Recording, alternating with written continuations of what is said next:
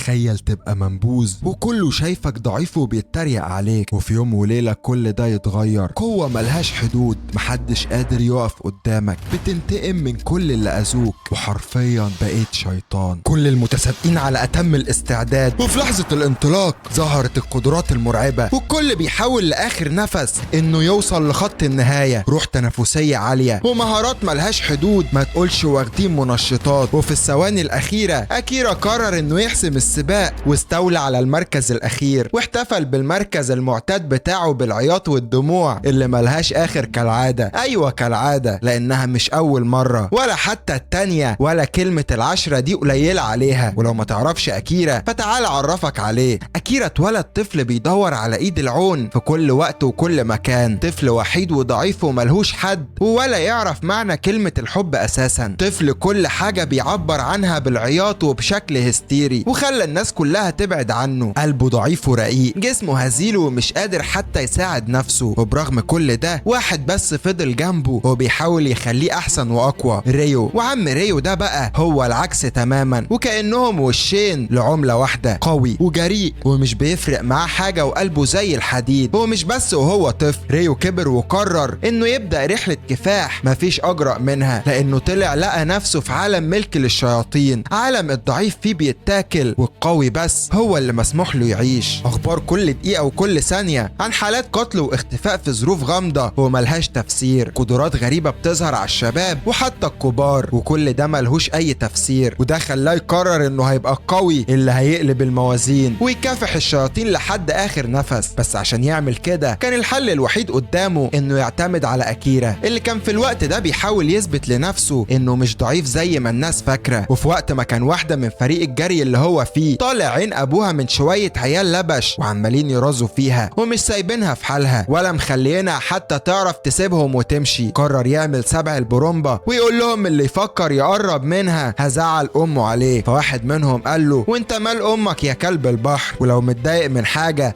اطلع وقول لي اللي مضايقك. فأكيرا قال لهم وربنا لو طلعت ما هخلي فيكوا حتة سليمة. وطبعا الكلام ده ما عجبش حد من العيال وأكلوه صناديق في بقه لحد ما فطسوه، لحد ما أخيرا وصل ريو عشان يقلب كل الموازين. وأول ما نزل قال لأكيرا تعالى عايزك وسيب الهلاهيل دي عشان مفيش وقت. فالعيال قالوا له انت مين بروح امك انت كمان، شكلك عايز تتروق مع صاحبك عديم الفايدة ده. ومن غير ولا كلمة طلع سلاحه وقال لهم اللي هيتحرك من مكانه هفلقه نصين. فالعيال افتكرت انه مجرد واد عبيط وبيخوفهم وخلاص، لكن اثبت لهم انه مجنون ومفيش من دماغ امه دي اتنين. وقال لأكيرا يلا عشان عايزك في مشوار مهم. وفعلا خد العربية بتاعته واتبخروا من المكان عشان يبدأوا الرحلة اللي ريو فضل مستنيها طول ال10 سنين. وفي الطريق لما أكيرا سأل ريو عرف مكانه ازاي، قال له اني اتعلمت حاجات كتير الفترة دي واني قدرت اعرف احدد مكان صحابك اللي كانوا معاك دول، ومن هنا عرفت اوصل لك. لكن مش ده اللي المهم تعرفه، وان اللي مهم بجد ان في حالات قتل كتير بتحصل الفترة دي، وان تم تكليفي في البحث ورا كل اللي بيحصل. ومع بحثي رجعت لاصل سكان المدينة دي، وفي وسط الغابات والاماكن المهجورة بدأت تظهر حاجات كتير مختلفة لحد ما وصلت لواحدة من حالات القتل الأخيرة، وهو فيكيرا من أشهر الباحثين في علوم الشياطين، واللي كان كل حاجة بيعملها غريبة بشكل مش طبيعي، وحتى نهايته كانت أغرب مما توقعت.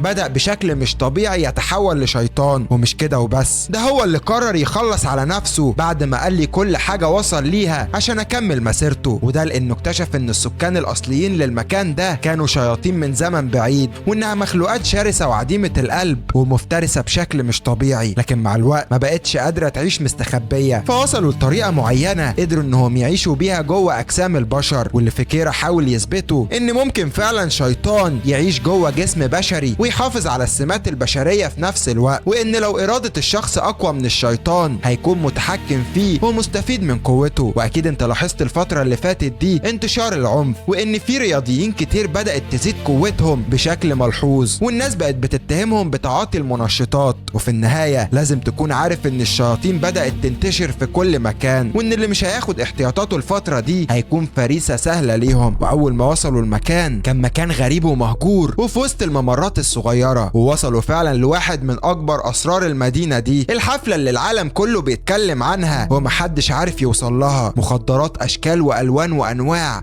محدش يسمع عنها ولا حتى شافها قبل كده، كل حاجة متاحة، وكان المكان ده هو منبع الشياطين كلهم. وكان هدف ريو من دخولهم المكان ده هو التحقيق عن وجود اي شياطين، وانه كان متأكد انه هيلاقي، لكن في الهدوء ده استحالة الشياطين تظهر. فقرر انه يولع الاجواء ويشقلب الاحوال عشان يخرج الشياطين من احجارها، وبقى عمال يعور في اللي يقف في وشه زي المجنون، وكل اللي مستنيه ان الحقيقة تظهر. اما اكيرا فمش فاهم اللي بيحصل وعايز يوقفه باي طريقة، لحد ما فجأة الكل بدأ يتجنن، واللي كان عايزه يظهر ظهر. شياطين في كل مكان بتخلص على الناس في مشهد دموي ومرعب. عدد الشياطين مش طبيعي، واستحالة حد يطلع سليم من مكان زي ده. الناس مرعوبة، دم واشلاء في كل مكان، لحد ما جت الفرصة اللي ريو كان مستنيها. امون اقوى الشياطين اللي موجودة في العالم ده، الإرادة المناسبة انها تسيطر على قوة زي دي كانت بالنسبة ليه هو شخص واحد مفيش غيره. اكيرا هو امل ريو الوحيد عشان يحقق التجربة اللي فضل سنين بيحضر لها. وفي وقت ما الشياطين كلها بتحاول تخلص على ريو، كان حضر كل حاجة ومستني بس حركة واحدة من أكيرا عشان يحقق المطلوب. وفي خوف ورعب أكيرا من الموت بدأ يجري، وكان كل خطوة بيجريها بتبدأ له حياة جديدة. وقبل ما الشيطان يخلص عليه بثانية واحدة، اللي ريو خطط له اتحقق. أمون رسميا بقى جزء من أكيرا، ومفيش حاجة تفصلهم عن بعض. عيون الشر بيطق منها، قوة جبارة قادرة تهزم اللي يقف قدامها وتقسم الجبل نصين. غضب ورغبة في الانتقام ملهمش مثيل. أمون قرر تدمير الشياطين واحد ورا التاني. ريو صنع من أكيرا وحش مفيش في قلبه ذرة واحدة من الرحمة أو الخوف. وتاني يوم فعلا بدأت حياة مختلفة تماما لأكيرا. الناس كلها بتتكلم عن شكله اللي اختلف 180 درجة. محدش مصدق ان يوم واحد ممكن يحصل فيه كل التغيرات دي. ده كأنه دخل آلة زمن ورجع منها في هيئته بعد 10 سنين من التطور في كل حاجة. ده حتى قوته وجرأته زادوا أضعاف، والوضع بقى مبهر لأقصى الحدود. وطبعا كل التفاصيل اللي بنتكلم عليها دي معناها ان كل بنات مدرسته هتبقى ملمومة حواليه ومعجبة بيه. اما الولاد فالغيرة هتاكل منهم حتة ومش طايقين امه. وكان كل ده كوم، ووقت تدريبات الماراثون ده كوم تاني خالص. الواد جسمه بقى مليان عضلات وكأنه بيتمرن من يوم ما اتولد، وبمجرد ما استعد بس انطلق بسرعة جبارة، وكأنه رعد صعق كل اللي حواليه من الصدمة، مصدومين من السرعة والطريقة الغريبة اللي بيجري بيها، وكأنه بيعوم وسط مسارات الهواء. وفي 10 ثواني او اقل كان مخلص السباق بكل ثقة وسط انبهار من كل فرد موجود في المدرسة. اما ميكي فهتتجنن بعد ما كانت فاكرة ان مفيش حد هيقدر ينافسها. ويوم وليلة بس غيروا كل حاجة وخلوا أكيرا أضعف واحد في الفريق، أسطورة صعب حد يقرب من مستواها. ولما خلصوا مدرسة وتمشوا مع بعض كالعادة، ميكي قالت له شكرا على إنقاذك ليا امبارح. فقال لها يا ست أنا ما عملتش حاجة أساسا. فبتقول له مش ده المهم دلوقتي، واللي مهم بجد عملت كده إزاي في جسمك؟ احكيلي، شكلك خدت حاجة هي اللي عملت فيك كده. فقال لها والله أنا نفسي ما فاهم حاجة، الجسم ده غريب عليا ومش عارف أتحكم بيه، ومحسسني دايما إني جعان بشكل مش طبيعي. ولما وصلوا نفس المينا اللي كانوا عليها اليوم اللي قبله، كانوا العيال اللي رازوهم قبلها بيوم لسه موجودين وعمالين يغنوا راب واخر روشنه. فاكيرا نزل عشان ياخد الشنطه بتاعته، فالعيال قالوا له خد يا مقطف، انت مين وعايز ايه؟ قال لهم انا كلب البحر بتاع امبارح. والعيال طبعا مش مصدقه وفاكرينه جايب حد عشان يضربهم. فقال لهم لو بالنسبه لاني بكذب فدي مش حقيقه، اما بالنسبه لاني جايب حد يضربكم فاعتقد انا اللي هعمل كده بنفسي. وفعلا مسك العيال طقم لهم كلهم وطلع عين اللي جابوهم، وكل ده بايد واحده بس. وطبعا بعد ما استوعب اللي عمل ده حس انه بقى شيطان ومعدوم الاحساس والرحمه، ومن غير ولا كلمه هرب وطلع يجري عشان يروح من الرعب اللي حاسس بيه. واول ما وصل البيت لقى ان ريو بعت له موتوسيكل، وكلمه جبار دي قليله عليه، فخده وقرر انه ياخدها طيران عشان يروح يشوف ريو اللي فاق ده. وفعلا اول ما وصل ريو كان في مكان فاخر وفخم بشكل مش طبيعي. فاكيرا جري عليه وحضنه وما كانش مصدق انه عايش حتى. فريو قال له حقك عليا، انا سببت لك مشاكل بالمشوار اللي رحناه ده. قال له يا عم ما تقولش كده، انا اصلا مش فاكر حاجه غير اني كنت بحاول انقذك واديك عايش الحمد لله، لكن اللي هموت واعرفه الناس اللي كانت في الحفله حصل لهم ايه. فريو قال له انك انقذت كل الناس وقضيت على كل الشياطين اللي في المكان. فاكيرا قال له انا الصراحه مش فاهم اي حاجه حصلت. فريو قال له بص بكل بكل بساطة انت شخص لكن غير اي شخص، وانك بقيت شخص بجسم شيطان لكن قلب انسان عادي، وعندك القدرة تدمر اي شيطان من غير حتى ما تستخدم سلاح. فاكيرا قال له فهمت، لكن كل اللي عايز اطلبه منك هو حاجة واحدة بس، واني لو فقدت قلب الانسان وبدأت افقد السيطرة على نفسي ارجوك اقتلني وخلص عليا قبل ما اذي اي شخص. فريو قال له ما تقلقش، واهم حاجة دلوقتي تاكل لانك اكيد جعان. ولو هنتكلم على الجوع فاكيرا كان ناقص يجي يعض كتفي وانا قاعد من كتر الجوع. ولما رجع البيت بدأت اصعب لحظات حياته تعدي عليه. قدامه اكل وطبعا هيموت من الجوع، لكن مش عايز ياكل باي طريقه تشكك حد فيه. حتى كلام اهله عن الاحداث الاخيره واستحقارهم للشياطين واللي الناس بتقوله ده كل كلمه بيسمعها وكانها رصاصه بتدخل قلبه، لانه لسه قلبه قلب انسان، ولسه الطريقه الوحيده اللي بيعبر بيها عن كل حاجه هي العياط، لان النوم حتى بقى صعب عليه بسبب الكوابيس اللي كل شويه يشوفها. ولما قام وبدا يفتكر ايام طفولته والجبل اللي من صغره بيستنى الطقس يبقى صافي عشان يشوفه، لفتت نظره ميكي اللي في الدور اللي تحتهم، وهو عارف كويس ان القذر اللي بيكلمها ده بيحاول يستغل رغبتها في الشهرة، فنط ونزل عليه ومسك التليفون وقال لها انك لو فضلت تمشي وراه هيوديكي في داهية. وطبعا رغبتها في الشهرة خلتها مش مصدقة وحاسة انه بيقول كده عشان بيغير منه مش اكتر، فقرر انه يسيبها لدماغها لانه وراه حاجات كتير لازم يخلصها مع ريو. وكانت اول مهمة ليهم هي انهم يدوروا في كل مكان ليه علاقة بتجمعات الحفلات زي اللي راحوها قبل كده. ولما وصلوا مكان اول مستودع خططوا انهم يروحوا له وبداوا يتحركوا وسط الضلمه عشان يدوروا على الشياطين، واللي كانوا في الوقت ده عاملين حفله على بشري هيموت من الرعب. وبعد ما اتلموا عليه 3 شياطين في نفس الوقت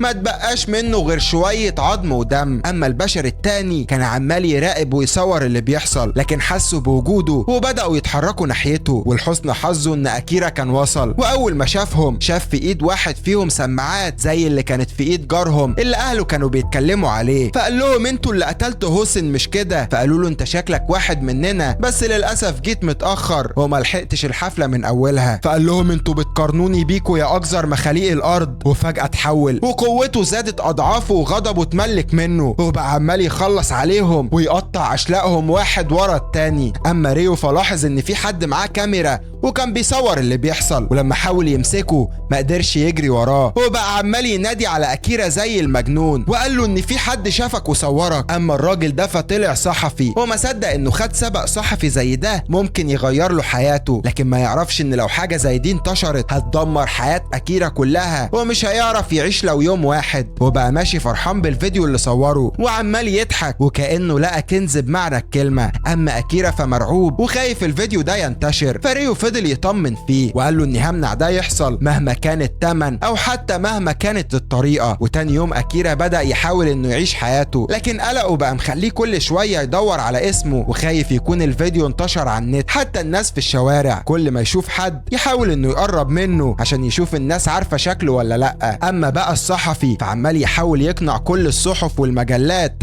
انها تشتري منه السبق ده، لكن الناس فاكراه مجنون ومحدش راضي ياخد منه حاجه زي دي وفاكرين انه عامل عليهم حوار عشان ينصب عليهم. وخلاص الواد كان هيطرشق ومصمم انه لازم يلاقي اي طريقه يبيع بيها الفيديو ده. وفي نص الطريق قرر انه يكلم ميكي صاحبه اكيرا وطلب منها انها تقابله عشان عايزها في موضوع مهم. لكن فجاه بدات تحصل حاجه غريبه وكأن العربيه بتاعته بتتملي بسائل غريب وبيزيد بسرعه مش طبيعيه، لحد ما فجاه السائل ده ملى العربيه كلها والواد ما بقاش عارف يتنفس. اما اكيرا فكان وصل لريو البيت وكان جايب اكل ومروق الدنيا على الاخر ولا كانه في فرح خالته قبلها بيوم. فريو قال له لحسن الحظ مفيش اي حاجه اتقالت عنك في الاخبار ولا حتى على النت. فاكيرا قال له مصلحه، بس قول لي صحيح انت بتجيب فلوس تخليك عايش في بيت زي ده منين ياض؟ انت ده انت حتى الله اكبر عليك عندك حمام سباحه قد حياتي. فقام رايح ماسك ريو من قفاه وقال له ربنا لا تاخد معايا غطس بدل الملل اللي انت فيه ده. وبعد ما خلصوا وطلعوا ريو كان قدر يجمع شكل الراجل اللي صور اكيرا اليوم اللي قبلها. فاول ما اكيرا شافه قال له يا نهار اسود، ده نفس الصحفي اللي بيلاحق ميكي في كل مكان وعايز يعمل عليها مصالح. وبعد ما حددوا مكانه طلعوا على المكان اللي هو فيه على طول. وبعد ما ريو رش قرشين على العيال المتسولة الموجودة في الحي ده اخيرا قدر يوصل لبيت الصحفي اللي كان على النهر في مكان معزول تماما. فريو فضل يرن الجرس لحد ما ردت عليهم ست عجوزة، ولما فتحت وحاولت تطفشهم ريو زق الباب ودخل على الأوضة بتاعته على طول. اما اكيرا قال لها لا مؤاخذة يا تيتا، الواد نسي تقلع الجزمة بس انا هقلعها. ولما دخلوا ريو كان بيدور في كل حاجة زي المجنون، ولما لقى الكمبيوتر بتاعه قدر انه يهكره واخترق الباسورد وحاول انه يدمر كل الملفات الموجودة عليه. ولما نزلوا ادى الولية فلوس وقال لها لا مؤاخذة على القلق اللي احنا عملناه، والفلوس دي هتكفي وزيادة اي حاجة باظت في البيت. وفي الوقت ده ميكي كانت وصلت استوديو التصوير زي ما الصحفي قال لها، وشكل الليلة دي مش هتعدي على خير وهتحصل مصايب. ولما ميكي وصلت كانت المطرة غرقتها، فطلبت منه انها تدخل تاخد دش عشان اتبهدلت على الاخر. وطبعا يا زم اختارت. القذر كان جايب صحفي زميله اكثر منه، واستغلوا انها بتاخد دش وصوروها عشان تبقى فضيحه من ضمن الفضايح اللي بياخدوها للناس. ولما وقف قدام باب الحمام فجأة خرج من جسمه نفس السائل وبدأ يتحرك ويقرب من ميكي، وفي ثواني كان غطى المكان كله وشكله هيستحوذ عليها هي كمان. اما صاحب شركة الاعلانات اللي الصحفي كان راح له قدر انه يسرق الفيديو عن طريق كاميرات المراقبة، وكلم واحدة غريبة وقال لها شكل امون ظهر زي ما انت توقعتي، والقضية عمالة تكبر والدايرة بتوسع، والاكيد ان كلنا هنروح في داهية. اما اكيرا كان خلاص وصل الاستوديو وكان مستغرب لان اللي فتحت الباب ميكي وبقى هيتجنن، وعمال يسألها عن الصحفي ويقول لها انه المفروض يبقى هنا، لكن يا عيني الواد ما يعرفش ان الشيطان استحوذ على روحها. ولما حاولت انها تستدرجه عشان الراجل اللي كان بيصورها يخلص عليه اول ما تحول، ريو كان جاهز ومستعد وخلص عليه في ساعتها. وفي الوقت ده ميكي طلعت تجري عشان تهرب منهم، ولو عالجري فاكيرا مجنون بيه وهيجري لحد ما نفس ابوكي يتقطع. اخيرا اكيرا قدر انه يوقفها وفضلت تحاول تضرب فيه عشان يسيبها، لكن هو ماسك فيها وكأنها وجبته الأخيرة. لكن المفاجأة الكبيرة إن أكيرا قدر يسحب الشيطان ده جواه، وبنار الجحيم وشرها وغضبها بدأ يحرق فيه ويعذبه لحد ما طرده من جسمه. وبعد ما خرج أكيرا بكل دموية وعنف خرم جسمه وشقه نصين وقضى عليه تماما. أما ريو فكان ماسك الصحفي مطلع عين أمه تحقيق في الاستوديو، هو بقى مصمم إن الصحفي القذر ده معاه نسخ من الفيديو ومخبيها عنه ومش راضي يقول. وبعد ما اتأكد إنه مش بيكذب خلص عليه، اللي حصل ده ما كانش عاجب اكيرا، فريو قال له انه عرف سرك، وشخص قذر زي ده استحالة السر يقعد في بقه يوم واحد، وان اي حد هيفكر يعرف السر بتاعك او حتى يدور عليه هتكون نهايته مأساوية اكتر من اللي قبله. ولما قرر انه يقتل ميكي اكيرا رفض وقال له ان موتها من موتك، ولو فكرت تعمل ده كلنا هنخسر. وفي وسط ما كانوا بيتخانقوا تليفون اكيرا رن، وكانت اللي بتتصل بيه امه. ولما سابت ليه رسالة بتقول له انها خلاص هترجع من السفر، ريو قال له انت حتى المفروض ابوك وامك ما تثقش فيهم، وان العالم اللي احنا فيه ده انا الوحيد مصدر الثقه بالنسبه ليك. لكن اكيرا رفض. ولما رجع البيت واتجمع مع اهله ميكي حكت لهم اللي فاكراه من اللي حصل امبارح، لكن كل اللي موجودين افتكروا انها بتهلوس، وان حتى تليفونها لما تعقبوه كان مكانها متحدد في البيت عندها. والبنت ما بقتش عارفه تقول ايه لان هي نفسها اصلا مش فاكره اي حاجه حصلت بعد ما وصلت هناك. وبعد ما قعدوا كلوا وضحكوا وهزروا اكيرا راح يلبس اخر جزمه اهله جابوها له من السفر قبل ما يقابلهم. فميكي دخلت عليه وقالت له انا حسيت انك كنت موجود معايا في الاستوديو، فقرب منها وقال لها ايوه يا اميره، وانا الفارس اللي انقذتك كمان، وده كله كان في حلمك عشان انت مجنونه مش اكتر. ولما خرج ريو كان مستنيه، واول ما ركب قال له ربنا انت عبقري، وان ميكي فاكره انه حلم بسبب لعبك في مكان التليفون بتاعها. فقال له ما تحاولش تحور عليا عشان انا مهكر تليفونك وسمعت كل حاجه. وفي الوقت المحدد بالظبط كانت الطياره اللي ام اكيرا عليها وصلت المطار خلاص، لكن شكلها مش جايه وايديها فاضيه ومحمله بلاوي معاها وجايه تزود التيم بله. واول ما ركبوا الاتوبيس اللي هيخرجهم من المطار لقت جوزها اللي المفروض ما كانش مسافر معاها، ويا ريتها ما لقيته لان الشياطين اتملكت من جسمه وبقى عمال يقتل في اي حد قدامه بشكل مش طبيعي، لدرجه انه خلص على الاتوبيس كله وبقى عباره عن اشلاء ودم وجثث ملهوش نهايه. حتى مراته في النهايه ما سلمتش منه وكان مصيرها نفس مصير اللي موجودين. وبعد ساعات من الانتظار ملهاش نهايه كانوا اتخنقوا من كتر ما استنوا امه توصل، ومش هم بس اللي جابوا اخرهم، الناس كلها مستغربه اللي بيحصل، وان المفروض الطياره وصلت بقالها كتير لحد ما تليفون امه اتصل عليه لكن محدش رد. وفجاه التليفون اتقفل، ولما ريو حدد مكانه طلعوا يجروا عشان يوصلوا للمكان اللي حدده. ولما وصلوا كان المكان واحد من جراشات الطيارات، ومن وسط الضلمه اكيرا شاف امه وعماله تقول له ما تقربش مني انا موت. فريو وقفه وامه بقت عماله تتاسف له على اهمالها ليه وانها فضلت بعيده عنه كل ده، واني كان نفسي اعوضك عن الفتره دي كلها، لكن للاسف خلاص خلاص انا مت. ولما حاول يجري عليها عشان يلحقها لقى كمية مرعبة من الوشوش بتظهر،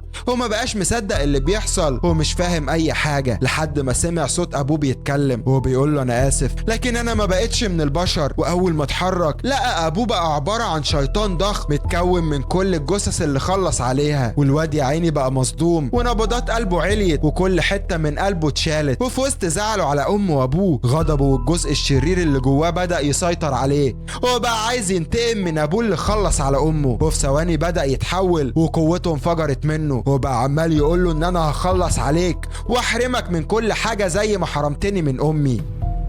فابوه قال له انا مش عايز اذيك، خليك بعيد عني. وبدأ يحاول انه يسيطر على الشيطان اللي جواه، لكن الوضع صعب وهو مصمم انه يعمل اي حاجة عشان ما يأذيش اكيرا، لحد ما الشيطان اتملك منه وقضى على روحه. واول هجوم ليه كان ريو اللي ما قدرش يقاوم الهجوم، اما اكيرا فمش عايز يقرب من الوحش، وكل امله انه يلاقي طريقة يرجع بيها امه للحياة او يخرجها من الوحش ده. لكن ريو عارف اللي فيها وبدأ يضرب طلقات على الوحش ويقول لاكيرا انه بيحاول يخدعك وان كل البشر دي مجرد أقنعة، لكن هم ماتوا بالفعل. لكن أكيرا مش مصدق وعمال يعيط وواقف بين نارين ومرعوب يبقى هو السبب في خسارة أمه بإيده. وفي ثواني افتكر أمه وكل حاجة بينهم وقرر إنه يهجم على الوحش، وكل خطوة بيقربها منه كانت بتفكره بكل ثانية مع أبوه وأمه. وبقوة جبارة وقبضة مش طبيعية اخترق جسم الوحش وخلص عليه. وبرغم إنه عمل الصح واللي هو موجود عشانه أساسا، لكن بقى واقف منهار على أمه وأبوه اللي خسرهم بسبب أرواح قذرة ما تعرفش معنى الرحمة. ولو هنتكلم على المعاناة فالمعاناة بدأت تلف على قلوب كل شخص ضعيف، والشياطين بدأت تنتشر بين طلاب المدرسة كلهم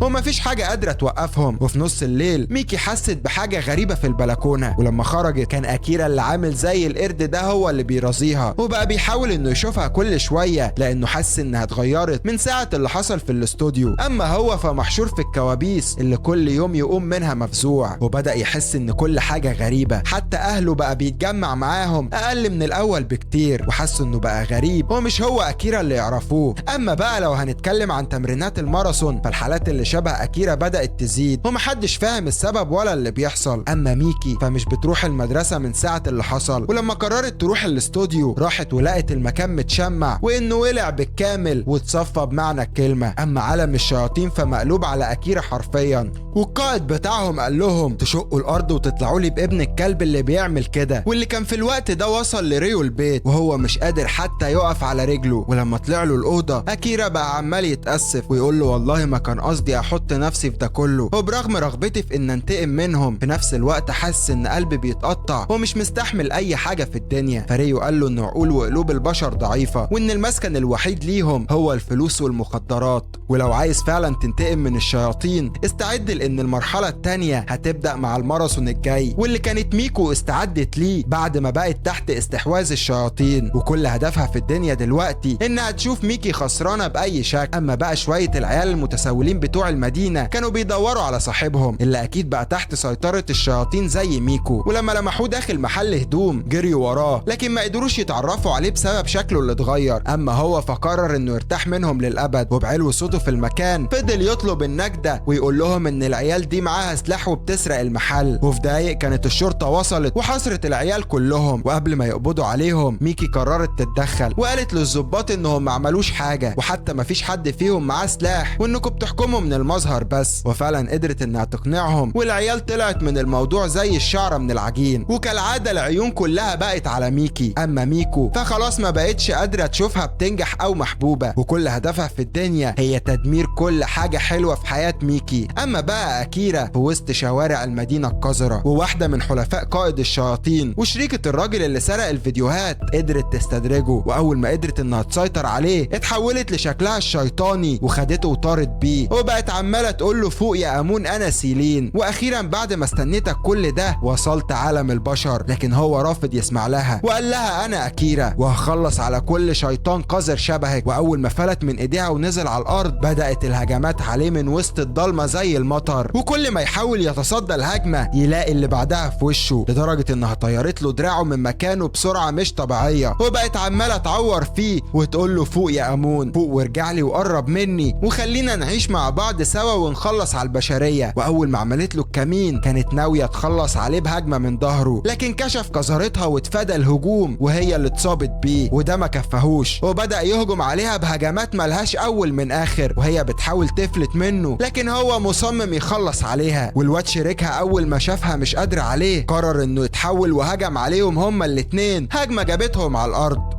ولما راحت لهم سيلين كانت فاقده نص جسمها تقريبا، فالمساعد بتاعها قال لها اندمجي معايا وخدي روحي وقوتي، وان اهم حاجه بالنسبه ليا انك تهزمي امون حتى لو هموت. وفعلا بقوه غريبه وجراءه مش طبيعيه الواد فصل رقبته عن جسمه، اما هي فاندمجت معاه في ثواني وطلعت تجري على اكيرا وقالت له ان هنتقم ليا وليه وهندمك انك وقفت قدامي. وفعلا قدرت انها تطعنه واخترقت جسمه وبقى مرمي على الارض ومش قادر يتحرك، وفي اخر لحظه حاول يقاوم لكن فشل انه يفتح عينه وفقد الوعي. ولحد الصبح ريو فضل يدور عليه في كل مكان لحد ما اخيرا لقاه مرمي على الارض وبيطلع في الروح، فجري عليه وحاول يفوقه ويشربه عشان يقدر يقوم. ولما الواد بدأ يفوق شوية استغرب ان دراعه رجع تاني، وكان مستغرب اكتر ان سيلين ما خلصتش عليه، فريو قال له قصدك الشيطانة اللي موجودة هناك دي. ولما قاموا راحوا ناحيتها كانت خلاص طلعت في الروح وهي واقفة وكأنها بقت تمثال، وحتى النظرات اللي في عينيها قبل ما تموت كانت بتقول انها متأكدة من فوزها. فأكيرا قال لريو انا عايز اسألك سؤال، هل الشياطين بتفهم معنى الحب؟ فريو قال له استحالة، لكن أكيرا شايف حاجة مختلفة تماما، وان اللي شافه في عينيها امبارح ده اكيد كان حب. اما الواد صاحب العيال المتسولين بتوع المدينة فعايش وسط الكابوس اللي عاشوا في الحفلة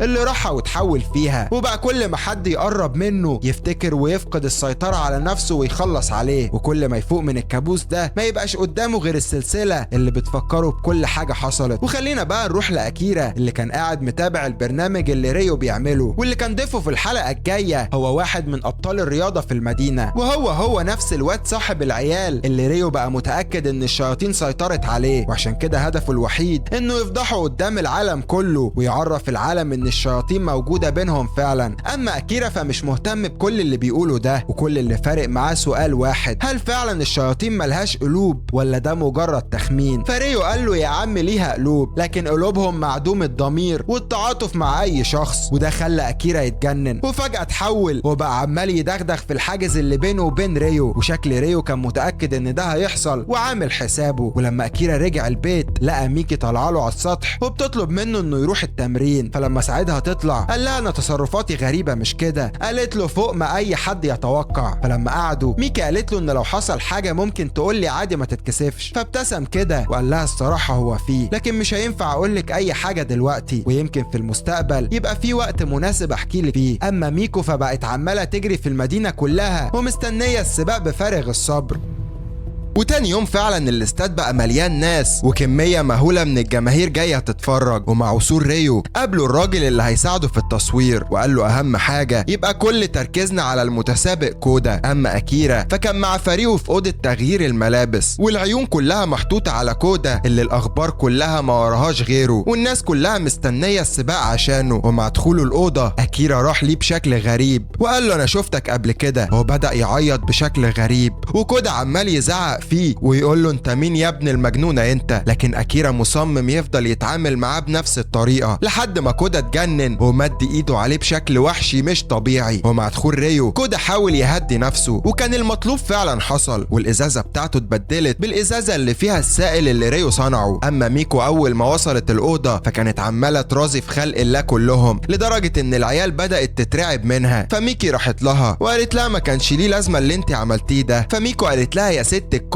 انا بنت 60 كلب وقليلة الادب، ولو عايزة تعلميني الادب اديني الدرس ده في السباق. فميكو قالت لها اتفقنا، لكن لو انا قدرت اثبت قدرتي عليكي هاخد اسم ميكي منك والادوار هتتبدل. وفي نص الكلام واحدة من المذيعين قطعت كلامهم وطلبت من ميكي انها تعمل معاها مقابلة، وده خلى ميكو غضبها ورغبتها في الانتقام تزيد اكتر واكتر. وطبعا بعد اللي حصل مع العيال المتسولة دي وميكي انقذتهم كان لازم يبقى ليها معجبين اكتر ما هي ليها اصلا. ولما الواد قفش صاحبه بيتفرج على اللقاء قال له ده شكل الحب ولع في الدور على الاخر، لحد ما جه وقت مقابلة ريو مع كودا. وطبعا ريو كان لازم يبدأ اللقاء بشكل مختلف عشان يستفزه، وقال له ان لما بشوف سباقاتك بحس انك مش بشري بسبب قوتك. فالواد بدأ يحس ان ريو كلامه غريب، فريو جاب الازازة وطلب منه يشرب قدام الكاميرا، وادام هو عمل عقد مع الشركة دي فلازم يعمل لهم اعلان. وفعلا شرب وكان خلاص مراسم بداية السباق بدأت، وكودا استعد عشان يقول الكلمة الافتتاحية للسباق، وخلاص كل الكاميرات بقت عليه والعالم كله متابع الحدث ده. فطلع للعيال صحاب كودا في الحمام وثبتهم وطلع منهم كل المعلومات والحاجات الغريبة عن كودا، وعرف انه فجأة اتحول وبقى اقوى وحتى شكله اختلف، وان الوضع بدأ يسوء معاه اكتر واكتر بعد وفاة صاحبه المفضل، واللي كل ما كان يفتكره ولا حتى يشوف فيديو ليه دموعه تنزل وما يقدرش يمسكها وينهار والشيطان اللي جواه يسيطر عليه. اما عن السباق فخلاص كل المتسابقين استعدوا وكودا جاهز وعارف ان العالم كله بيتفرج عليه وانه بطل اللعبة دي وقريب جدا هيمثل بلده. ومع طلقة البداية كودا بدأ يجري ويعدي واحد والتاني بسرعة مش طبيعية زي ما معروف عنه، لحد ما عدى بسرعة الضوء وكأنه طلقة من جنب ميكو. واول ما استلمت الراية جريت زي المجنونة بسرعة، محدش مصدق والكل مستغرب، وفضلت تجري بكامل سرعتها لحد ما سبقته. وهنا قرر يتنازل عن الجارية الآدمية بتاعته عشان ميكو ما تعديهوش، لحد ما فعلا سبقها. ولسه ميكو كانت هتسلم الراية لميكي، أكيرا خدها منهم وطلع يجري بسرعة جبارة. وأول ما قرب من كودا فضل يقول له إنك مجرد وحش، واللي جواك ده مش إنسان، وإنه مجرد مخلوق شيطاني قذر وسفاح عديم الرحمة. والكلام اللي أكيرا بقى بيقوله بقى بيدخل قلب كودا وكأنه طلقات من الصدمة. ولما ريو حس إن الوقت المناسب جه قرر إنه يعمل اللي خطط ليه من الأول، والملعب كله والبث اتقلب فضيحة، والحفلة اللي كودا اتحول فيها بدأت تتذاع قدام الناس كلها، وده خلى كودا يدخل عالم تاني جوه دماغه. أما أكيرا بقى واقف زي المجنون وسط الاستاد وعمال يصرخ ويقول لريو وقف اللي انت بتعمله ده، احنا ما اتفقناش على كده. كودا بيعاني ومش قادر حتى يتحرك، العيال بتجري من حواليه وهو كأن العالم واقف بيه وما بيمشيش، لحد ما فجأة جسمه بدأ يتضخم ويتحول بالتدريج لوحش فتاك ومرعب. واول ما المتسابقين شافوا المنظر ده كله اتفزع وبقى بيجري زي المجنون في كل مكان. اما اكيرا فعمال يصرخ ويطلب من ريو يوقف اللي هو بيعمله ده. الناس مرعوبة وبتحاول تهرب لكن مفيش أي طريقة. أما كودا فبيخلص على أي حد يقف قدامه، والاستاد بقى عبارة عن جثث ودم. وقبل ما يخلص على ميكي جريت ولحقتها، والناس عمالة تموت جثث ورا جثث، وكأن السباق اتحول لمجزرة حرفيا. وفي وقت ما الناس كلها عايزة توقف اللي بيحصل ده ومرعوبة، ريو رافض حتى إنه يوقف البث، وقال للواد اللي معاه إن أدام التلفزيونات هتوقف العرض إحنا اللي هنحقق مشاهدات ملهاش أول من آخر. وفعلا ده اللي حصل، الناس مش فاهمة اللي بيحصل، مشاهدات وتعليقات بين الملايين والمليارات. وده كان الوقت المناسب لريو انه يعرض ابحاثه كلها، وطلع وقال للناس اللي شفتوه دلوقتي هي قوة الشياطين، وان بعد ابحاث سنين وسنين اخيرا النهاردة قدرت اثبت صحة ابحاثي. الشياطين موجودة معانا وعايشة وسطنا، وان ممكن يبقى في بيتك شيطان وانت نفسك مش عارف. وعشان فعلا يثبت اكتر للناس قرر انه يفتح البوابة ويخرج كودا من الاستاد. الشياطين موجودة، الشياطين جوه اقرب الناس ليكو. اما اكيرا فكان خلاص جه وقته عشان يلحق الموقف، واول ما شاف كودا اتحول قال له ان نهايتك اتكتبت. اما كودا ما فكرش ثانيه واحده وطلع يجري عليه، وفي ثواني اكيرا كان مسيطر عليه وخده وطار عشان يبعد عن الناس كلها. لكن هل تفتكروا الموضوع ده عدى والناس نسيت زي ما كل حاجه بتتنسي؟ للاسف ده ما حصلش. العيال ملهاش كلام غير الموضوع ده، الاخبار والسوشيال ميديا مقلوبه حرفيا، حتى الجرايد والمجلات بقت الصحف الاولى فيها بتتكلم عن اللي حصل، والاهالي بقت مرعوبه على عيالها وبتحاول تحميهم باي طريقه. حتى المحلات والشوارع فاضيه والناس مرعوبه وخايفه تنزل. وطبعا حاله من الذعر زي دي ريو ما كانش ينفع يعديها بالساهل، وقرر انه يعمل ثوره على الشياطين، وبقى بيوعي الناس اللي ناويه تدافع عن البشريه ويقويهم ويجمد قلوبهم عشان يواجهوا الشياطين. لكن مش كل حاجه دايما بتمشي صح، وفي وسط القتل والعنف اللي موجود ده كله اكيرا مش عاجبه اللي بيحصل ومعترض على كل حاجه. ولما كلم ريو بدا يعترض على اللي بيشوفه، خاصة ان في بشر طبيعيين بتموت وسط الدمار اللي بيحصل ده كله ريو كان بيتعامل بكل برود، وقال له مفيش مشكلة من شوية ضحايا في سبيل اننا نخلص على اكبر قدر من الشياطين، وان دي حرب ومفيش حرب بتخلص من غير ضحايا. لكن اكيرا منفعل ومصمم ان استحالة الوضع ده يستمر. فريو قال له انك مش شايف الصورة كاملة، وان التفرقة بين البشر والشياطين مش سهلة زي ما انت فاكر. وهرجع تاني اقول لك ان عشان البشر ينتصروا لازم كلنا نضحي شوية تضحيات. لكن اكيرا ما اتعلمش انه يضحي بسهولة، وعشان كده لما حس بحاجة نضيفة جوه كودا قرر انه ما يخلصش عليه. ولما راح له في المكان اللي مخبيه فيه كان جايب له اكل، وقال له انك لازم ما تتحركش لان الدنيا مقلوبة في الشوارع، وان لو حد لمحك بعد اللي حصل ده هيخلصوا عليك في ثواني. فكودا قال له طب يا عم حتى شوف لي مكان اوسع من ده شوية، انا حاسس اني محبوس ومش عارف اتحرك وفي طاقة جبارة عايز اخرجها. وفي نفس الوقت ده اكيرا كان ماشي ولقى شيطان الجيش بيحاول انه يخلص عليه، فلما حاول يهرب منه اكيرا عرف انه مش شيطان كامل وانه زيه هو وكودا. ولما حاول ينقذه الشيطان هرب منه وكان مصيره الدمار على ايد الجيش. اما كودا فمكانه انكشف، ولما حاول يداري على السر بتاعه وانه لسه عايش عرف ان مش لوحده اللي كده، ومش هو بس اللي شايل اسرار، والاجتماعات اللي شغاله مش بتخلص. قائد الشياطين بيحاول يستغل اي فرصه عشان يفرض سيطرته، اما قاده البلد فكل واحد فيهم بيحاول يقترح اي حل عشان يحاولوا ينقذوا العالم من المصيبه دي. لكن كل الحلول اللي بيتكلموا فيها مفيش ولا واحد منها فعال، وبرغم ان كل واحد فيهم بيحاول يساعد لكن ريو متاكد تماما انهم بيقعوا في فخ الشياطين. ولو فاكرين ان الشياطين ملهاش مكان بينا تبقوا غلطانين، لان تارو اخو ميكي بدأ انه يعمل حاجات غريبة، تصرفات مش طبيعية ونظرات مريبة.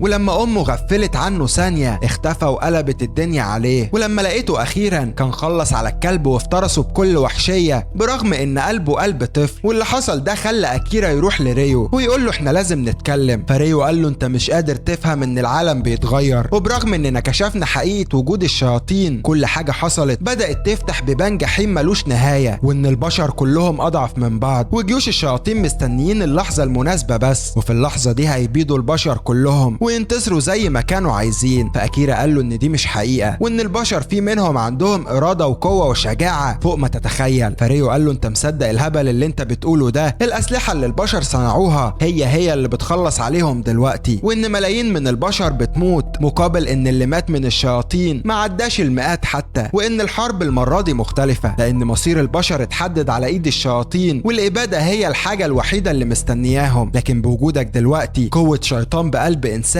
الحرب هتكون العالم كله ضد جنس مختلف تماما عن البشر والشياطين. فأكيرا قال له ان انا مش لوحدي، وان في اكتر من شخص قدروا انهم يسيطروا على شياطينهم ويتحكموا فيهم، وارادتهم غلبت الشياطين دي، وان عايز اجمعهم كلهم ونتصدى كلنا للشياطين ونقضي عليهم. فريو قال له اياك تعمل كده، واني ما حاولتكش في الاساس عشان تعمل كده او تختار الطريق اللي تمشي فيه حتى. فأكيرا قال له اني خلاص خدت القرار. ولما حاول يوقفه أكيرا هدده وقال له انك هتكون من ضمن اعدائي لو فكرت تقف قدامي. ولما أكيرا رجع البيت لقى ميكي بتجري عليه وبتقول له ان في مصيبه حصلت، وان امها خدت اخوها تارو وسابوا البيت ومشيوا، ومحدش فيهم عارف اللي حصل ولا فاهم حاجه خالص. فابوها قال لها اني هروح ادور عليهم، وطلب من أكيرا انه ياخد باله من ميكي ولو حصل اي حاجه يتصل بيه على طول. اما ريو فقعد عمال يتفرج على الاخبار واللي بيحصل في البلد، لان رئيس الدوله بتاعتهم اعلن رسميا تطبيق حاله الطوارئ في البلد كلها، وان الحدود كلها اتقفلت، وان الاسطول البحري سيطر على المياه الاقليميه للدوله. لكن المصيبه ان الفخ فعلا اتزرع من البدايه والكل وقع فيه، والقيادات اللي المفروض تحمي الدوله من الشياطين بقت هي نفسها تحت سيطره الشياطين، والعالم بينتهي حرفيا. ولو فاكر ان الشياطين لسه ناويه تهدد وتلعب لعب العيال اللي بداوا احتلالهم بيه ده تبقى غلطان، لانهم قرروا يستخدموا النووي ويعيدوا تشكيل العالم من اول وجديد. لكن في اللحظه دي حصل حاجه غريبه هو محدش فيهم كان فاهمها، والناس مرعوبه وحابسه نفسها، والوضع سيء ومش مبشر تماما، حالات من الذعر وكأن العالم رجع عصور ورا وقت الإبادة الجماعية. والضوء الغريب اللي ظهر ده بدأ يسيطر على الأرض بالتدريج، وريو مش مصدق ومصدوم، وأعتقد إننا نقدر نقول إن العالم على حافة الانهيار. الناس مصدومة، أجهزة التواصل وقفت العالم كله، ريو هيتجنن لأن كل حاجة خطط ليها بتبوظ. أما الحكومات بدأت تشكل وحدات عسكرية مخصوصة عشان يفهموا اللي بيحصل، والاتجاه ده كان أسوأ السيناريو ريو كان عامل حسابه، وانه بدأ يحس ان فعلا اكيرا ليه دور غير اللي هو بيعمله ده، وبقى شايف ان جه الوقت اخيرا انه يوجه اكيرا في الاتجاه اللي صنعه عشانه. واول مكان قرر انه يروحه هو نفس المكان اللي حضر فيه اول حفلة مع اكيرا. ولما وصل المكان كان مهجور تماما، واول ما دخل لقى ناس طالعة من وسط الضلمة وبتترجى ما يقتلهمش، وبيقولوا انهم بشر وان بقالهم تقريبا 10 سنين عايشين هنا. فبدأ يضرب نار على الحيطة عشان يشوف لو في اي حاجة غريبة، لانه متأكد تماما ان ده كان مكان الحفلة. لكن الغريب ان الاثار كلها اختفت وبقت دماغه هتنفجر، وعايز يفهم مين اللي مسح اثار الحفلة اللي كانت موجودة هنا دي. وفي طريقه حاول انه يفهم اللي بيحصل، ولما كلم الجامعة وسأل عن استاذ فيكيرا اللي قتل نفسه قدام عينه، قالوا له ان عمر ما كان في حد هناك بالاسم ده حتى. والواد مش فاهم، وقرر انه لازم يبدأ يراجع كل حاجة من نقطة البداية اللي بدأ منها. اما ابو ميكي كان ماشي وسط الشوارع المهجورة بيدور على مراته وابنه، هو مش مصدق اللي عينه بتشوفه. ناس بتنتحر، وحوش مقتولة العربيات بتنقلها، وكأنهم في لعبة خيالية مش عالم حقيقي. الناس اتجننت في الشوارع وبقت بتكلم نفسها. حتى الاخبار بتقول ان الاسطول السابع للجيش من وقت ما اختفى ومحدش لاقي ليه اي اثر. الراجل مش قادر يستحمل اللي بيشوفه، وفي وسط كل ده بقى عمال يسأل اي حد يشوفه عن مراته وابنه. لكن الناس مش مأمنة لأي حد، وكله ماشي مسلح ومرعوب، وفي منهم اللي بيقتل اي حد قدامه وشايف ان كل الناس اللي حواليه شياطين. وفي وسط عالم زي ده المسلح عديم القلب بس هو الوحيد اللي ممكن ينجو. اما ميكي فبدأت تترعب بسبب ان ابوها كل ده لسه مرجعش، واكيرا عمال يحاول يطمن فيها ويقول لها اني هحاول اوصل لهم. وقرر انه يستعين بريو عشان يقدر يوصل لامها، وفعلا في دقايق كان قدر يحدد مكانها ودلهم عليها. فاكيرا قال لها كلم ابوكي وقولي له اننا هنتقابل كلنا هناك. واول ما فتح الخيمة شاف ابشع المناظر اللي عمره ما تخيل يشوفها.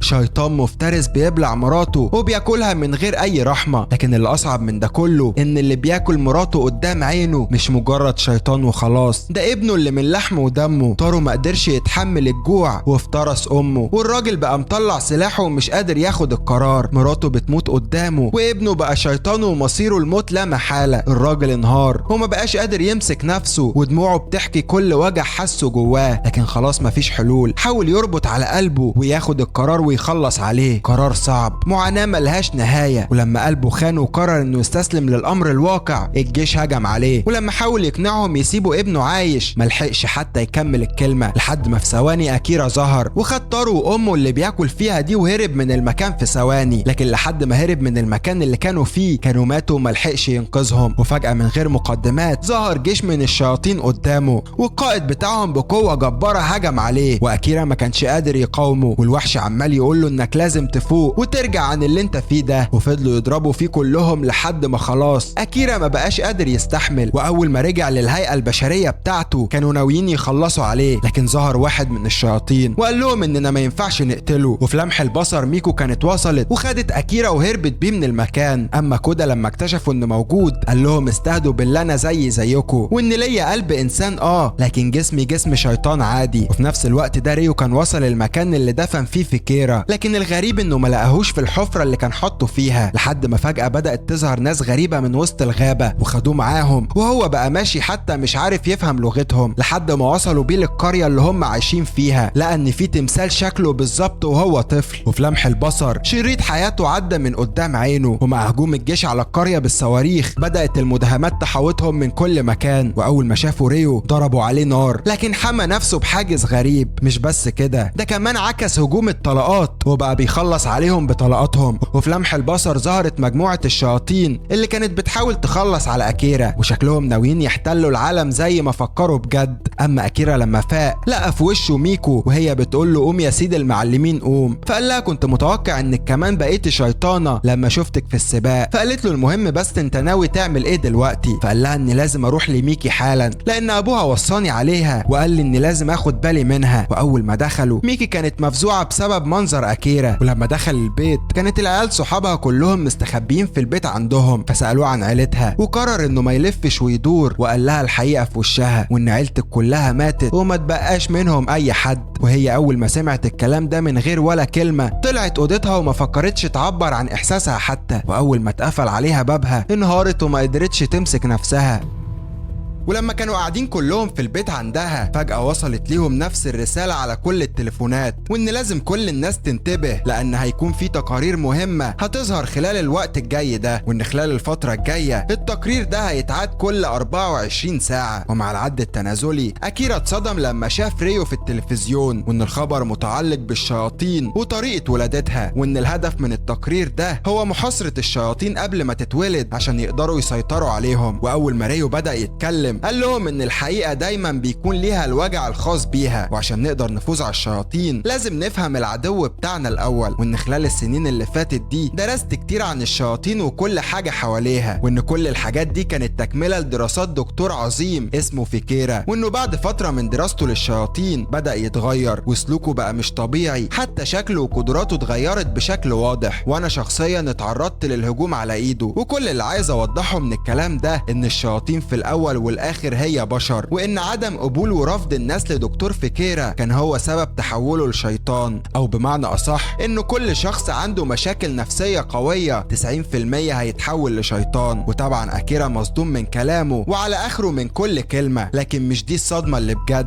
لانه قال قدام العالم كله الحقيقة، واني هعرض ليكوا دلوقتي تحول اعز اصدقائي الشيطان بسبب حالته الصعبة دي. شاب ضعيف ومنبوذ وملوش ولا صاحب ولا قريب، حتى اهله عايشين في بلد هو مش فيها، وكانت كل دي اطراف لمعادلة نهايتها انه تحول لشيطان زي كل اللي تحولوا. أكيرا مصدوم ومش مصدق اللي بيحصل، وبيتمنى اي معجزة تنزل من السماء عشان تمنع ريو انه يعرض الفيديو ده، لكن الوقت كان فات. الفيديو بيتعرض بكل تفاصيله قدام العالم كله. أكيرا مش انسان زي اي حد فيكو، أكيرا شيطان بقلب انسان عايش جنبكو كلكو بسبب مشاكله النفسية. ريو بيؤمر الناس كلها انها تعمل اللي عليها، واللي يلاحظ تغير في اي شخص حواليه يقتله قبل ما الشياطين تتمكن منه. اما أكيرا فمنهار، هو بيحاول ينكر كل حاجة بتتقال، لكن ريو وصل الرسالة وان الشكوك في حد ذاتها معناها وجود خطر، وعشان كلنا نهرب من الخطر ده لازم نخلص عليه من جذوره. وطبعا كل اللي موجودين حوالين أكيرا رعبهم سيطر عليهم، والحل الوحيد قدامهم هو انهم يقتلوه ويقتلوا كل شخص مشكوك فيه. والعيال ضربت عليه نار وهو عمال يقول لهم افهموني، انا قلبي قلب انسان زيكم. ولما ميكي وصلت قال لها صدقيني وما تعمليش زيهم، انا بقاتل الشياطين من وقت ما ظهروا، لكن محدش من العيال راضي يصدقوا. اما ميكي قالت له انك دايما كنت بتحميني من واحنا صغيرين، واني عارفه انك جواك انسان وانا مش خايفه منك. ولما العيال صحابها شافوا المنظر ده قرروا انهم يستسلموا للامر الواقع، لحد ما فجاه سمعوا صوت البوليس جاي وبيدور على أكيرا. فأكيرا قال لهم اني لازم امشي وادور على ريو، ووعد ميكي انه في اقرب فرصه هيرجع لها تاني ويحميها زي ما وعدها. وفي وقت ما الشرطه كانت حاصره البيت كله، أكيرا اتحول وقرر يهرب من قدامهم عشان يطلع ميكي واللي معاها من مسؤوليه السيطره عليه. اما ريو فهو نفسه محطوط في مصيبه، لان كل كلمه قالها كان مجبور عليها من الشياطين اللي محوطاه من كل مكان. وفي طريق أكيرا عشان يدور على ريو لقى ناس عماله تعذب في البشر زي ما الشياطين خططت، فنزل وقال لهم وقفوا اللي انتوا بتعملوه ده. لكن استحاله حد يسمع لشخص قدامهم في جسم شيطان مش حتى في هيئه بشري، وفضلوا يضربوا فيه، وهدفهم الاول والاخير انهم يموتوه زي ما عايزين يعملوا في كل شيطان. اما ميكي فكانت بدات تلم كل الحاجات بتاعتها، فالواد قال لها خلي السلاح ده معاكي عشان تحمي نفسك، لكن رفضت انها تلطخ ايديها بالدم حتى لو كانوا شياطين. فقال لها ما تقلقيش انا هحميكي لحد اخر نفس، وكل اللي عايزه منك انك تثقي فيا. اما أكيرا فبينهار، ارجوكم ما تقتلوش بعضكم، ولو عايزين تقتلوا حد اقتلوا شيطان زيي، مش البشر اللي ملهمش اي ذنب. لكن مين يسمع؟ محدش مهتم، وكأن اللي بيتكلم ده مجرد سراب. ولو الحب ليه معنى يتوصف بيه فاقل ما يقال على علاقة ميكي بأكيرا انها حب، لانها بدأت تنشر على كل مواقع التواصل بتاعها توعية لكل شخص في العالم، وان أكيرا اللي سمعته عنه من ثواني ده في كل مكان ممكن يكون شكله شكل شيطان، لكن مش كل شيطان معدوم القلب والضمير، وان أكيرا لسه قلبه قلب انسان، وانه ممكن يعمل اي حاجة ويضحي حتى لو بنفسه عشان غيره. وباختصار اقدر اقول لكم ان لو الدنيا دي فيها اكتر من شخص زي أكيرا كانت الدنيا هتكون احسن بكتير من اللي هي فيه دلوقتي، وان اللي عنده قلب زي قلب أكيرا ايا كان شيطان او انسان او حتى حاجة غيرهم، انا هقبل انه يكون الشخص الوحيد اللي اعتمد عليه طول حياتي. اما أكيرا في وسط ما كان متحمل الضرب وغضب الناس عشان يحمي البشر بكل حاجة يملكها، عيل صغير قلبه نور بالامل وحس فعلا ان أكيرا قلبه ابيض وطلع يجري عليه وحضنه. ومش هو لوحده، لا، كل طفل قلبه ابيض ونقي ولسه ما توسخش حس ان اكيرا زيه وانه امان عليه وهو فعلا نضيف من جواه. وده خلى الناس تفوق من اللي هي فيه، وان بعد ما كانوا عايزين يخلصوا عليه كلهم خدوا صفه وحسوا فعلا انهم معميين عن الحقيقه. وبفضل شجاعه اكيرا وقلبه الابيض النضيف، بشر كتير ما كانش ليها اي ذنب في اللي بيحصل ده كله اتكتب ليهم عمر جديد. لحد ما فجأة من وسط الناس اللي كانوا موجودين، كودا اللي اختار طريقه اتحول وهجم على أكيرا، وظهرت كمية مش طبيعية من الشياطين. وأول ما أكيرا فلت بدأت تجري وراه عشان تلحقه، لكن أكيرا مش سهل تماما، وكل ما حد فيهم بيقرب بيخلص عليه بقوة مش طبيعية. بس ما كانش عامل حسابه على هجمة القائد بتاعهم اللي جابته الأرض، وهجمة واحدة ما كانتش كفاية، وبقى عمال يهجم على أكيرا هجمات متتالية. والشر والعنف اللي في قلبه كانوا قادرين إنهم يدمروا البشرية كلها. اما ميكي كانت قاعده مع ميكو عشان تلم حاجتها، فميكو قالت لها اني عايزه اقول لك حاجه الصراحه، واني كنت دايما عايزه افوز عليكي وابقى احسن منك، لدرجه ان جت فتره عليا بدات اكرهك فيها اكتر من اي حد في الدنيا. حتى اسمك اللي انت اتولدتي بيه انا كنت مستكتراه عليكي وعايزه اخده منك. فميكي قالت لها اني كنت متاكده من كرهك ليا، لكن عكس كل ده انا حبيتك وحسيت انك قريبه مني، وهفضل احبك من دلوقتي لحد اخر العمر. لحد ما فجاه سكان الحي حوطوا البيت كله وبقوا عايزين يخلصوا عليها بسبب المنشورات اللي نزلتها عن اكيرا. فالواد صاحبها قال لهم اطلعوا الدور الاخير وانا هقف امنعهم انهم يطلعوا. وفعلا اول ما كسروا الباب عليهم العيال بدأت تحاول تمنعهم من الدخول، وضرب النار بقى نازل زي الرز ومش بيقف. الكل بيعاني، حتى اكيرا بيحاول يهرب وينفد بجلده من ابن الكلب اللي مش رحمه ده. مفيش مفر والهروب ممنوع. ميكي بتتحصر من كل مكان، والناس كلها شايفين انها شيطانه زيها زي اكيرا وعايزين يخلصوا عليها. واول ما بدأوا انهم يهجموا عليها، ميكو قررت انها تظهر على حقيقتها وهجمت عليهم وطلبت من ميكي انها تثق فيها وخدتها وهربت. اما اصحابها فخلاص اتحصروا من كل مكان ومش هيبقى باقي منهم غير جثث. وفي وقت ما ريو كان مستني اكيرا يدور عليه ويلاقيه، الشياطين قررت انها تفجر بيه المبنى كله ومحدش قادر يهرب من مصيره. ميكو وهي بتحاول تنقذ ميكي كانت ضحية للهجوم، وفي وقت ما كانت بتطلع في الروح ومش قادرة تقاوم قالت لميكي تهرب وتنفد بجلدها. اما ميكو فبقت عمالة تقول لهم اني مش هستنى اي حد فيكو يقتلني وانا هخلص على نفسي، لكن سيبوا ميكي تعيش. ميكي واحدة من البشر واحن واطيب القلوب اللي موجودة في العالم ده. وخلاص ميكي بتحاول تهرب وعمالة تجري ومش بتقف، وحياتها القديمة قبل ما كل ده يحصل بتعدي قدام عينيها لحظة بلحظة، ومع كل خطوة بتجريها بتبقى حاسة ان اكيد الوضع هيتغير وان استحالة دي تكون النهاية والقصة تخلص بالشكل ده. لحد ما فجأة طلقة صابتها في رجلها، لكن فضلت تحاول وتحاول عشان تهرب من الموت اللي بيحاوطها من كل مكان. وفي عالم الشياطين اتحكمت فيه استحالة حد يهرب من الموت.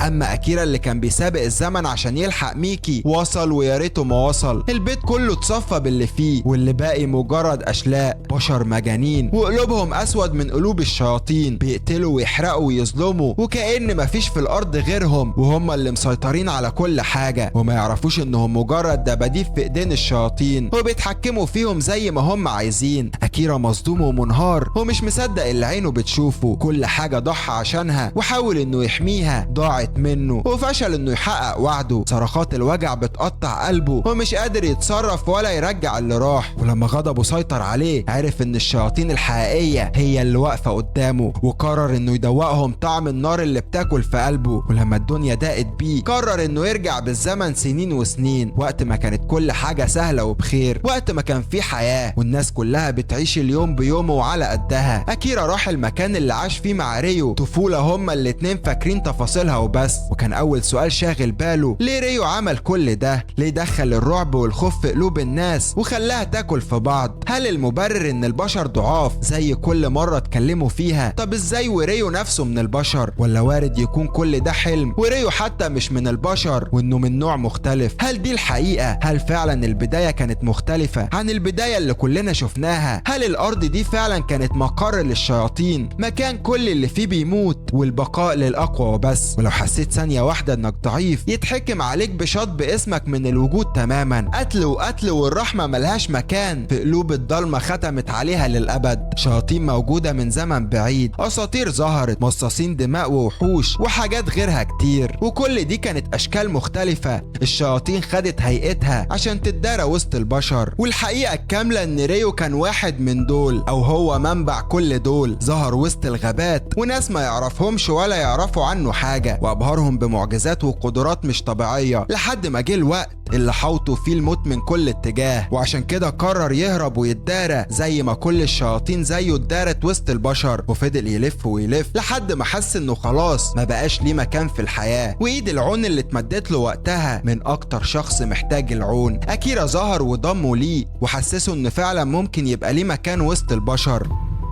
وبرغم انه عاش حياته كلها واتربى على ايد البشر، لكن منسيش، ايوه منسيش ان اصله شيطان وهيفضل طول حياته شيطان. ولما بدأ خطة احياء الشياطين وسيطرتهم على البشر، الكون وقف ضده. وفي وسط ما بدأت الابادة، اكيرا ما بقاش ليه مكان وسط البشر هو كمان. والصراع بينه وبين ريو اللي عايش جواه وصله لاقصى الحدود. صوت ريو جواه بيقوله انك واحد مننا ومش بشري ولا هتبقى من البشر، لكن اكيرا شايف انه استحالة يبقى منهم، وان قلبه هو قلب بشري بيحس وبيخاف وبيحب، واحسن من بشر كتير كمان. انا بشري لكن انت اللي حولتني الاداة تستخدمها في تحقيق شرك وهدفك القذر انت وامثالك من البداية. والنتيجة كانت الخسارة اللي ملهاش اخر. خسرت نفسي، خسرت اهلي اللي عشت طول عمري نفسي اشوفهم، خسرت اصحابي واكتر بنت حبيتها في حياتي، خسرت كل حاجة وانت السبب. انت السبب في كل وجع حسيت بيه، وكل دمعة نزلت مني بسبب وجعي على اللي حبيتهم كلهم. انا مش شبه حد فيكو، انا خسرت مع البشر وانتوا يا اقذر المخلوقات اللي كسبتوا. وانا لو عيطت عشان اي شخص في الدنيا في يوم من الايام، انت الوحيد اللي قلبي دموعه جفت وبقى زي الحجر من ناحيته. واني على قد ما كنت بحبك، على قد ما الكره اللي في قلبي من ناحيتك دلوقتي ملهوش حدود. وفجأة الشياطين بدأت تظهر في كل مكان، لكن اكيرا ربط على قلبه ومنع الخوف يخش جواه، وقال لهم ان استحالة البشر تخسر قدام مخلوقات قذرة زيكو، وحتى لو ده هيكلفني موتي هموت وهجركوا كلكم معايا واحد ورا التاني. وبعد ما الحرب اللي جواه دي خلصت، قرر انه يسيب المكان اللي قلب عليه كل الاوجاع القديمة. اما عن العالم فالدمار بقى في كل مكان، النار بتصفي كل حاجة، البشر اختفوا والارض فقدت كل معاني الحياة حرفيا. كل اللي اتبقى مع اكيرا من الماضي هي اشلاء اكتر واحدة حبها في الدنيا. وبعد ما دفن اللي اتبقى منها، قام وسط كل اجسام الشياطين وقلوب البشر وقال لهم اننا مش هنخسر، وان اللي عايز يكمل معايا يكمل، واللي عايز ما يكملش، وان استحالة حد يسمح ان ده يحصل. وكلهم قالوا له اننا معاك، والاخر نفس هيفضل هدفنا الاول والاخر هو ابادة الشياطين. العالم بينتهي تماما، الغضب والشر بينفجروا في كل مكان في الارض. اما اللي باقي من الجيوش فاعلنوا الدمار على اي كائن يقابلهم بمجرد انهم يشكوا فيه. دمار وانفجارات، ابادة جماعية بمعنى الكلمة. ولو فاكرين ان دي هي هزيمة الشياطين تبقوا غلطانين. السواد اللي جوه قلوب البشر هو اللي بيدمرهم. البشر بيخلصوا على بعض والشياطين بتتفرج من ابعد مكان. اما روح ريو الشيطانية فرجعت تاني وشرها بقى واضح. وبعد ما عاش وسط البشر سنين وسنين وعرف نقط ضعفهم، استغل كل نقطة ضعف عرفها عشان يخليهم يدمروا نفسهم. وما كانش فارق معاه كام شيطان هيموت من اللي بيحصل في الارض ده، وكل اللي فارق معاه هي خطته الكبيرة اللي بتنجح كل ثانية قدام عينه اكتر واكتر. اما اكيرا فمصمم انه لازم يخلص عليه هو وكل اللي معاه. ولما الجيش حاول انه يقف قدام ريو واعوانه، ظهرت في العالم كله قوة غريبة، وفضلت عمليات ابادة البشر مستمرة لحد ما اتحصروا كلهم في مكان، والشياطين استغلوا ده عشان يخلصوا عليهم كلهم. وقبل ما يعملوا ده اكيرا كان وصل، والغضب والقوة اللي وصل ليهم عمره ما وصل لها قبل كده ولا كان هيوصل لها. وبرغم ان حلفاء ريو كلهم حذروه انه ينضم للحرب دي، هو صمم انه يواجه اكيرا بنفسه. واول ما ريو عمل حاجز من القوة بينه وبين اكيرا ما ترددش ثانية ودمر الحاجز وهجم عليه. اما كل اللي لسه عايش في العالم بيحاول، منهم اللي نصه شيطان وبيحاول يحافظ على قلبه، ومنهم البشر اللي بيعاني من عذاب الشياطين. اما الجيوش فبتحاول تقتل اي خطر يهددهم حتى لو هيضحوا بحياتهم. واكيرا بيحاول بكل قوته انه يخلص على ريو، وكل ما يحس انه محتاج يبقى اقوى بيتحد مع انصاف يضاعف البشر حلفائه ويضاعف قوة هجومه. وكل ما يحس بضعف وهزيمة يفتكر انه حاول من صغره في كل حاجة كان عايزها لحد ما عملها. ده حتى لما بدأ يفقد أطرافه حلفائه من أنصاف الشياطين كانوا بيساعدوه ويسندوه عشان يقدر يقاوم ويكمل اللي بدأه. وفي وسط كل اللي بيحصل ده مخه راح في عالم تاني وعاش لحظة صمت. افتكر كل حاجة عاشها، وفجأة افتكر ان كل حاجة عاشها خسرها مرة واحدة، وده خلى غضبه ينفجر اكتر واكتر